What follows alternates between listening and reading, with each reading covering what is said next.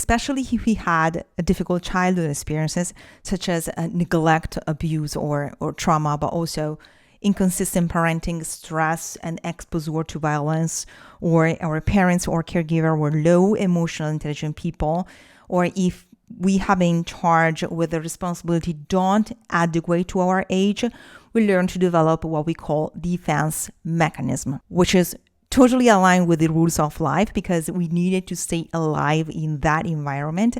But now in adulthood, we realize that those defenses restrict the vision of the world and then of ourselves. So for example, if in adulthood we observe ourselves struggling in setting and maintaining healthy boundaries, communicating ourselves, dealing with criticism, or we have a difficulty handling stress, we frequently find it difficult to understand other people's perspective or empathize with their feelings. Those are all indications that those defense mechanisms are still in place right now. So we experience somatically things like digestive issues, chronic anxiety, depression, apathy, or hyperactivity, difficulty in sleeping, skin rashes, chronic pain, rapid heartbeat, or shallow breathing, or frequent headache, or some migraines. Those are all signs we have room to improve our emotional intelligence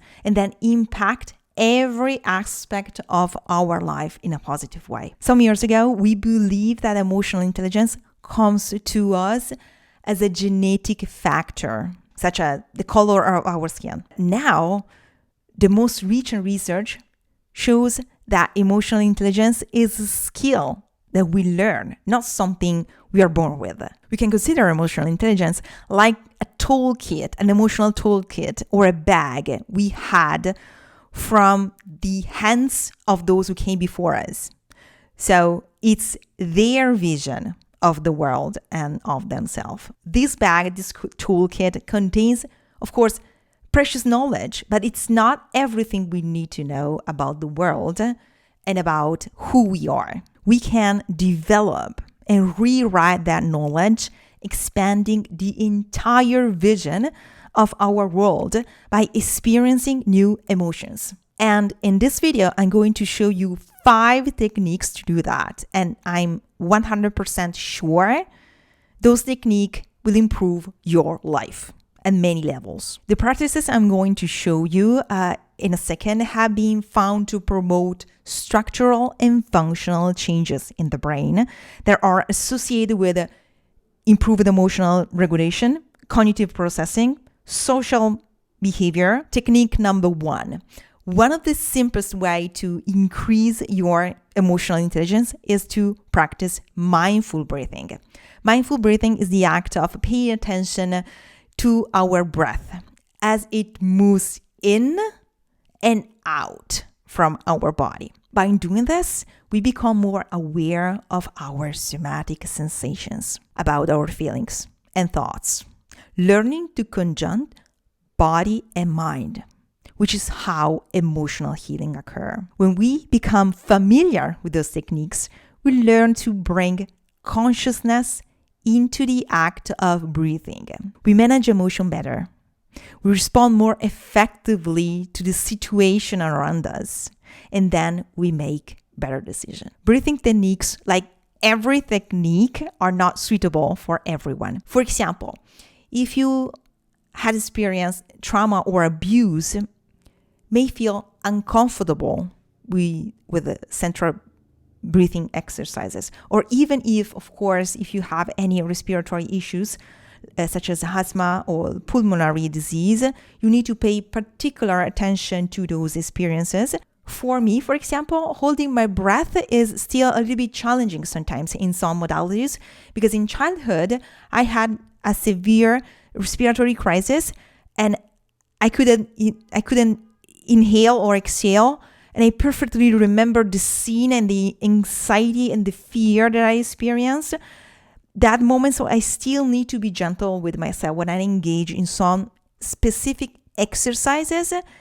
And engage in those only if I am 100% comfortable, and especially when I am alone. Another powerful technique is emotional labeling. It's identifying and labeling our emotions as they arise. When we can name our emotions, we are better equipped to manage them.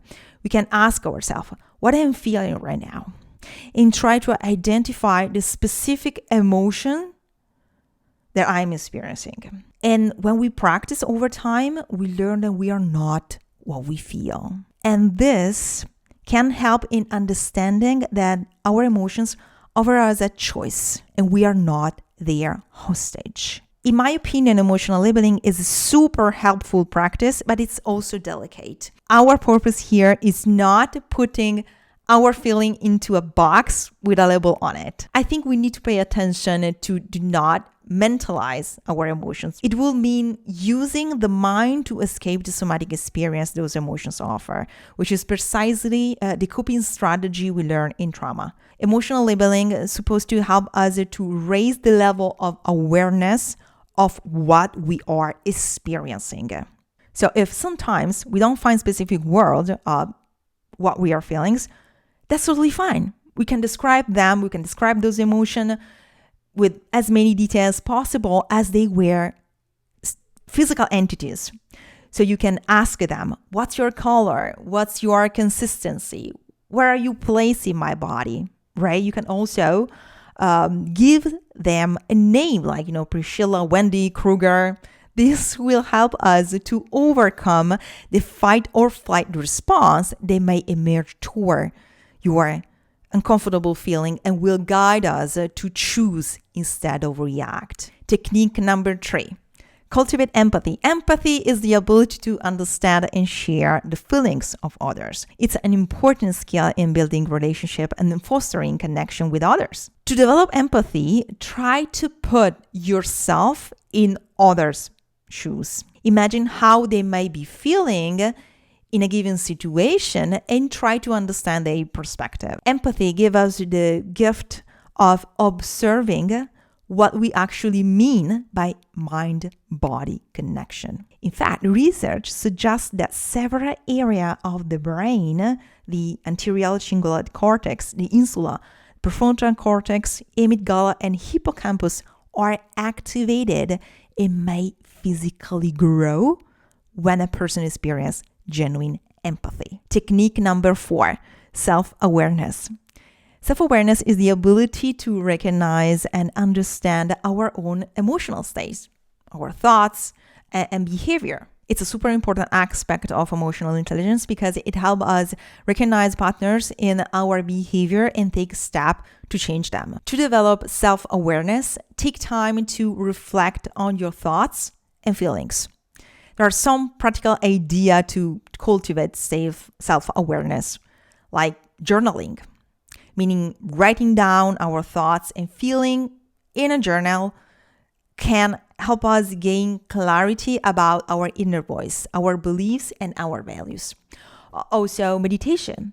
Practicing meditation helps us to develop the ability to observe our thoughts, our emotions, and physical sensations without judgment.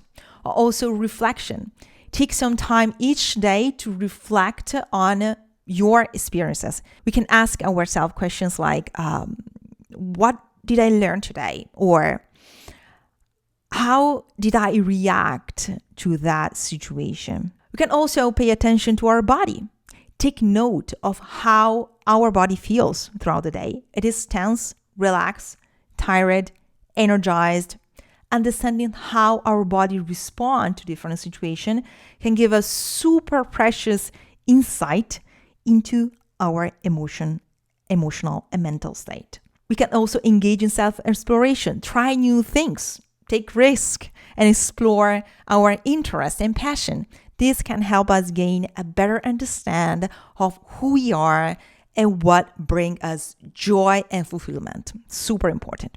Technique number 5, my favorite one, mindfulness. Mindfulness is a powerful technique that can help us increase our emotional intelligence dramatically. Mindfulness is the act of being present and fully engaged in the current moment. This technique is used in clinical setting and in schools with children, in prison, in the community, in sports, and management. Numerous studies have shown that mindfulness protocols, and we have several of them, and techniques increase the volume of the gray matter, the outermost layer of the brain, and this growth has been associated with a improved mood, decreased stress, better cognitive function, higher capacity for attention, concentration, listening, communication, and a more considerable awareness and empathy, again,